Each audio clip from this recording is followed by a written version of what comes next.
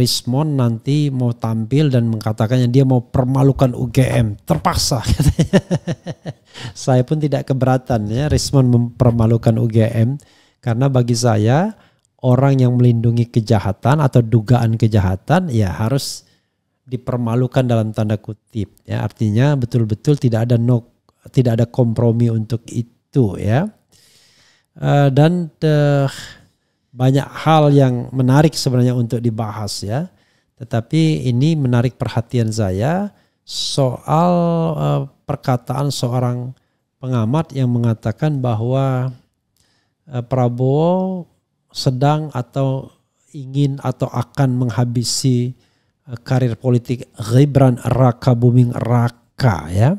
Kok bisa begitu? Apa argumentasinya? Ini kan menarik untuk coba kita bahas, kita lihat ya.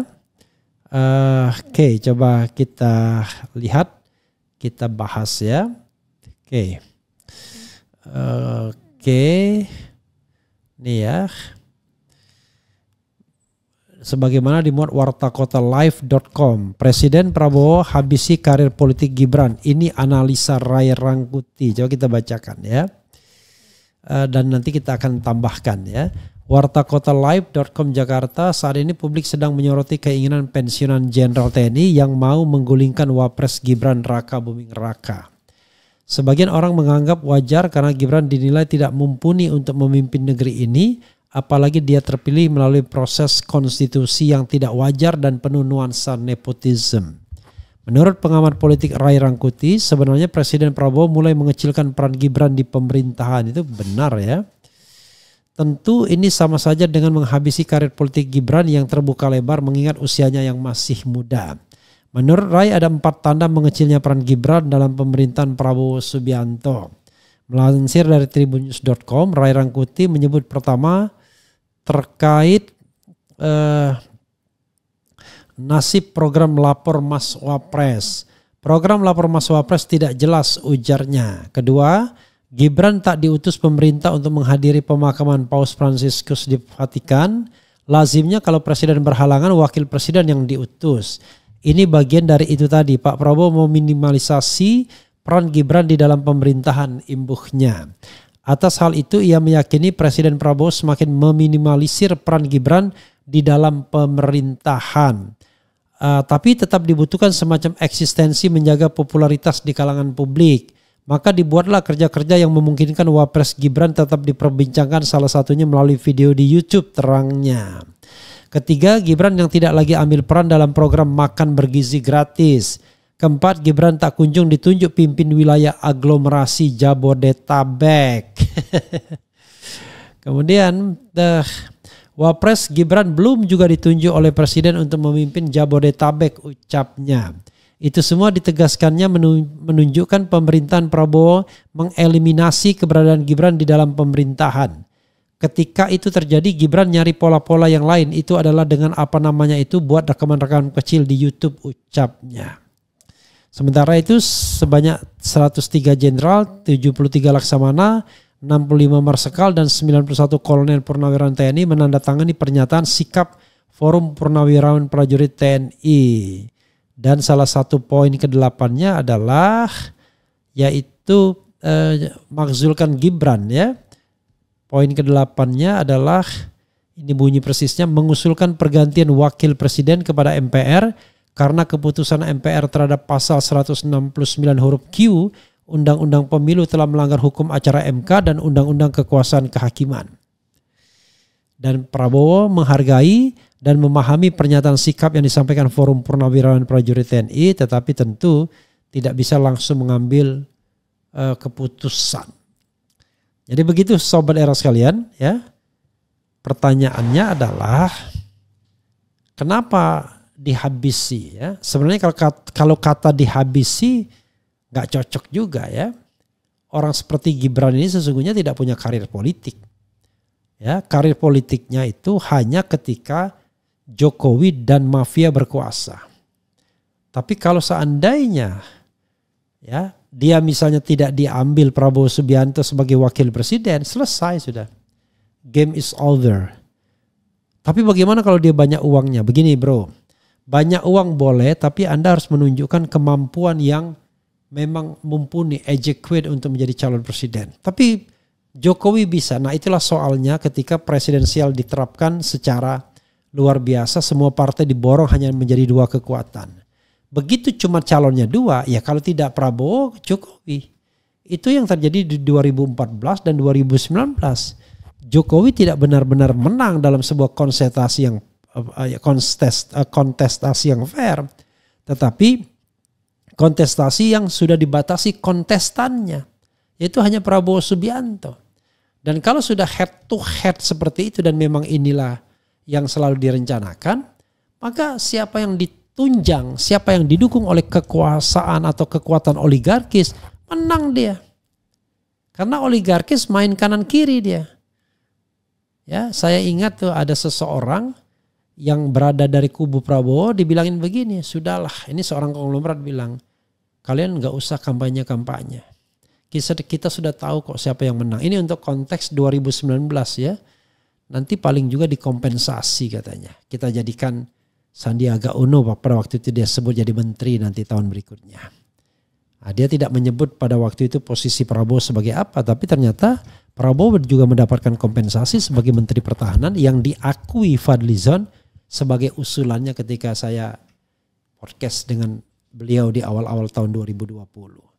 Jadi sobat era sekalian,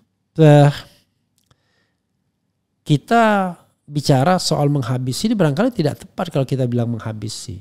Ini orang ini memang belum pantas atau bahkan tidak pantas untuk menjadi pemimpin Indonesia ke depan.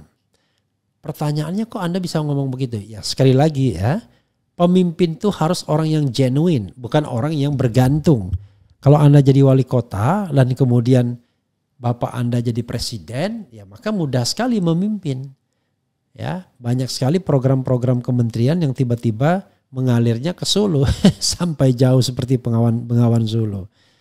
Tapi coba kita lihat kualitas pribadi. Nah, itu kan yang bisa menunjukkan apakah seorang Gibran Rakabuming Raka cukup sophisticated, cukup canggih untuk menjadi pemimpin. Mulai dari macam-macam, dari usia, gesture, knowledge, ya kan?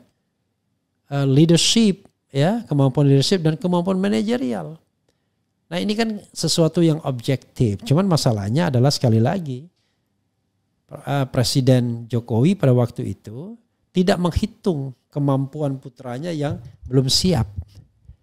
Tidak siap secara mental, tidak siap secara usia, tidak siap secara apapun. Menjadi wali kota pun belum selesai. Menjadi wali kota dilantik 2021 awal, ya kan? Tapi tiba-tiba kemudian 2024 dalam jangka waktu 3 tahun saja itu sudah menjadi wakil presiden. Nah, untungnya jadi wakil presiden.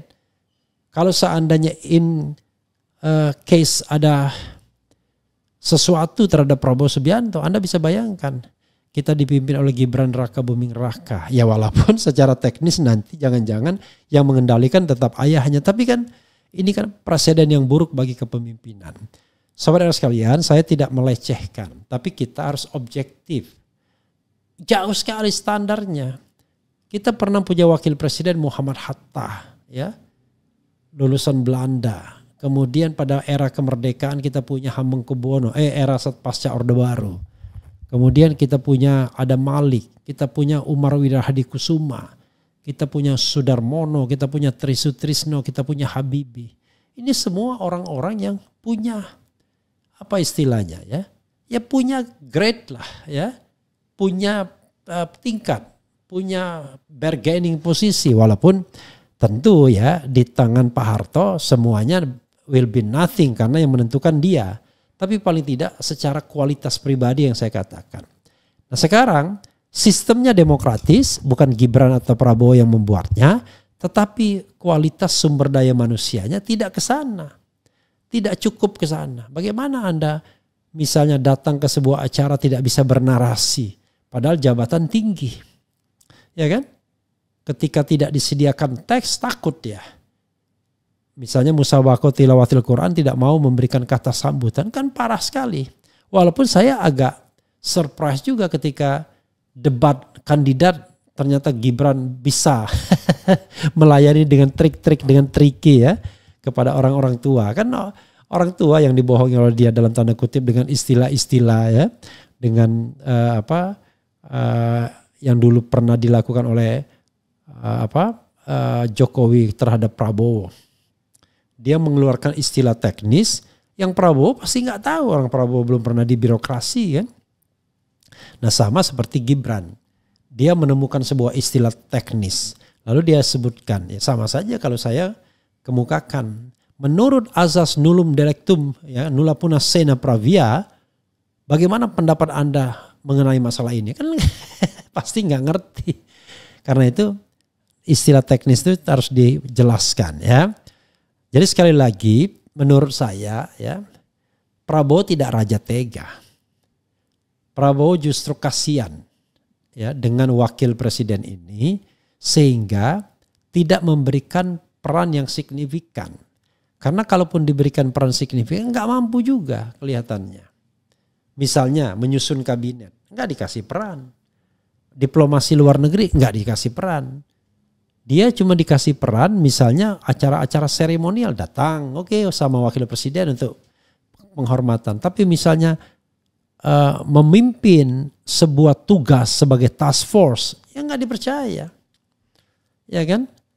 Jadi sudahlah ya, kita sebagai bangsa harus paham ya, jangan kemudian kita memaksakan diri kalau kemampuan kita tidak sampai sana. Kasihan ya, kasihan. Wassalamualaikum warahmatullahi wabarakatuh. Keren, cadas, ciao.